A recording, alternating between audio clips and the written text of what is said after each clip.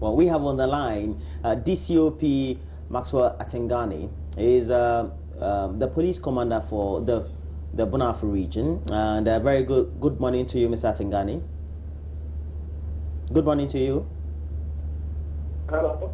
Good morning, sir. My name is Roland, and thanks for thanks for speaking to us. And the channel is Joy News on Multi TV. Now, particularly for the reports we're getting from your region. Your line is not clear. Can you recall? Okay. Can you hear me clearly now?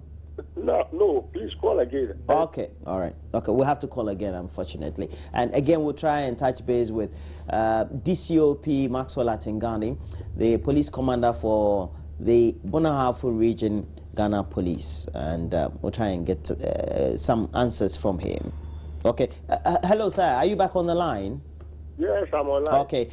From the reports we're getting, we're told that there were initial intelligence or surveillance points that were picked up by the police, but you didn't act on. That would have preempted initial what? Surveillance or intelligence that you picked on prior to these very clashes. No, that is not true. You see, the way Ghanaians talk, it is always not. All right. So whatever they think they can say.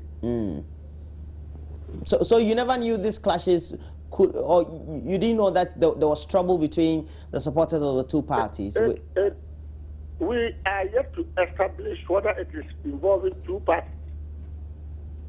We are seeing human beings who went to the place and then attacked someone called Famikosu to take cutlass wounds on him. And these people, their names are Kofi Ponsa, Waku Richard, they now say Azuma, and then Fico. So when we had that information that they had gone to town to cause mess there, we rushed there with 45 policemen and 10 soldiers. So when they got wind of it, they dashed into the bush. At the moment, they are domiciled in the bush. And we are there. We are looking for them seriously. Why you're looking for them in the bush, and it's good that you're doing that, there are victims out there who are reported to have suffered machete injuries, etc. Is that true? Yes. How many of them are they? Pardon? How many of them are reported to have suffered the injuries? One father for 26 years. Yeah, he has been treated and discharged. We do understand the delicate work you have to undertake as a police unit, because you don't want to be meddling in the issues or the speculations of politics, whatever it is. But for the known political people who know the victims or the perpetrators of these actions, they link it to the NDC and the MPP supporters within the area. Yeah, that is why I say that we are investigating. We don't want to eat back our word. We want to investigate and know the facts properly before we can come out and say it is NDC or MPP. We don't want to rush and then later on eat back our word, which will not be good for us. For a police unit, shouldn't you be picking up intelligence information, so to speak, on the ground? And especially when, after this very incident, we're told that a young man of the community seemed to have fled. A young man of the community? Well, according to the report, seemed to have fled the town, the Sankore town. No. Just if you want to send somebody there. The town is booming. Everything is going on very well. They are assisting us to trace those boys. The town is okay. Everything is going on all right. Nobody has fled the town. Those who have fled the town are those people who went and misbehaved there. So, where have you reached as far as the investigations are concerned? Since you don't seem to know where they are or who the perpetrators of the actions are. Yeah, but we are tracing them. We are looking for them. And surely we shall get them. That is where we can get the real, those who sent them there and the purpose of it went there. And then if the person is a politician or not, we shall know. And we shall bring them to whoever is involved to take it to task. So what do you tell the the political leaders as well as the constituents of or the inhabitants of the town who seem to be worried about the security situation? They are happy we are there. They are cooperating very, very well with us. They are happy we are there. Okay. Thank you very much. DCOP Maxwell Atingani is the Brong Ahafo Regional Police Commander, and we're happy that you have spent some time with us speaking to us on the subject. We know it's a delicate situation, Mr. Titus Glover. First of all, let me express my worry to the clash. It is unacceptable. We've had a peace for quite some time now after the elections. So even if there is any issue that is lingering on, I know there are platforms, I know there are avenues to address these problems without necessarily taking to clubs and machetes and all that.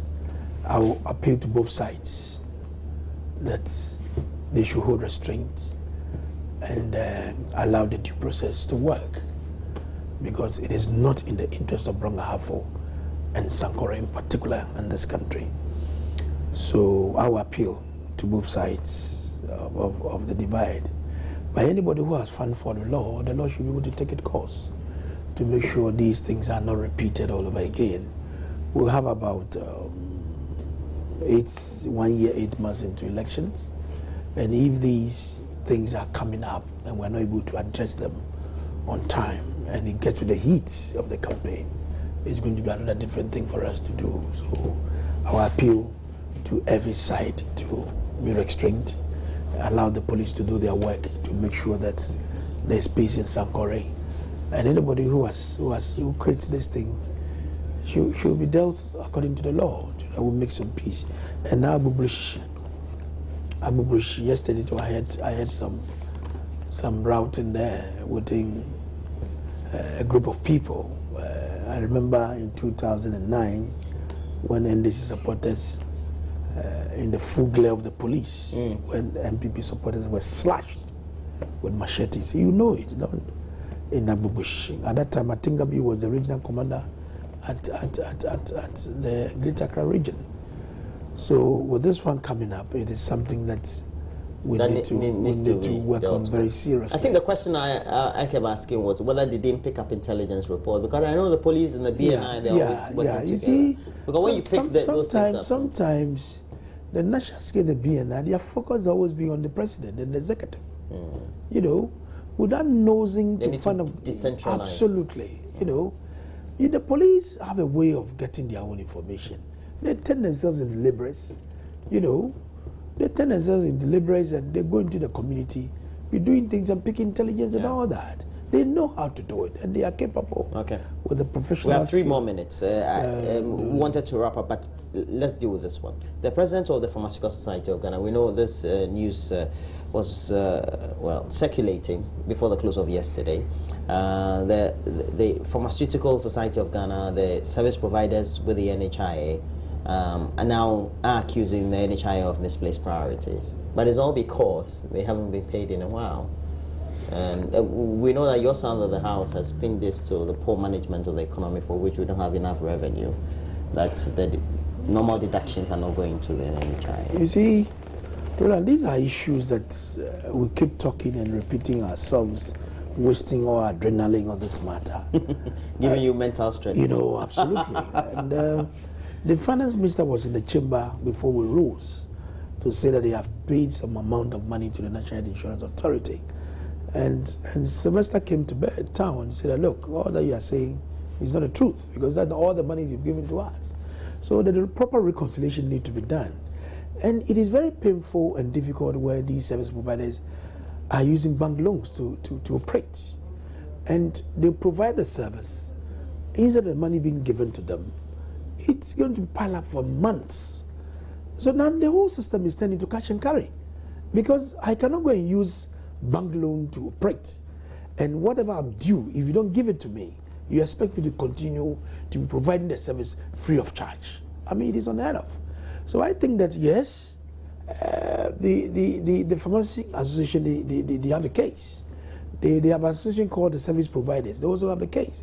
Now, look, now what we are doing is that we are not going to sit down for the NHIS to do whatever we're doing. But in the case too, you cannot blame the NHIS totally, because if the government has collected on their behalf, and by the law, immediately you collect, you go and pay. Because if I don't pay my taxes, I'll be hauled to the court. To all these service providers. You know, you collect the money and you're not paid.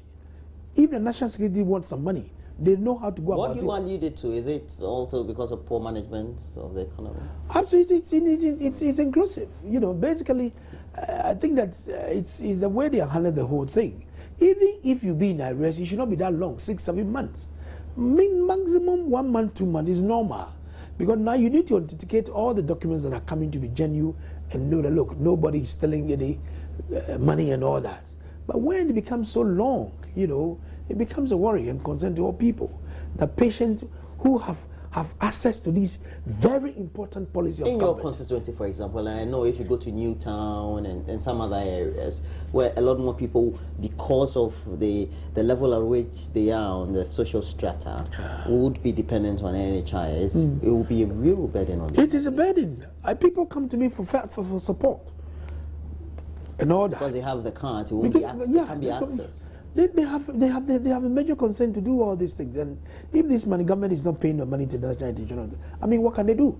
So you don't blame the national health insurance. The responsibility is on the president and his government and his finance minister. Whatever money you have collected, go and give it to them and let them pay their service providers who also have what do you call it, our comfort by going to hospital and all that, because whatever we pay, we pay taxes. You know, I take from my salary directly. It's good having you in the studio, and I love the calm nature with which you're speaking today. I think after the hospital, you've what do you mean? You've been very calm today. Well, I'm always calm. Okay. It depends on the angle you want to go. Me, Kwate Titus Glover is the member of parliament for Tema East. He's picked up his nomination form still because, well, the primaries will be on soon. I believe next month. Right? Yeah, no, it's June 10th. Oh, June. Yeah, all right. Is somebody contesting you? I say I don't want to talk about that. All right. Thank you very much. Me, Kwate Titus Glover. It's not much. And now let's do some charity work. And we want you, our lovely viewers, to help save the life of a young person who will be coming up soon, a 3-year-old who is in need of $12,000 for a whole heart surgery. Now, let's watch her story.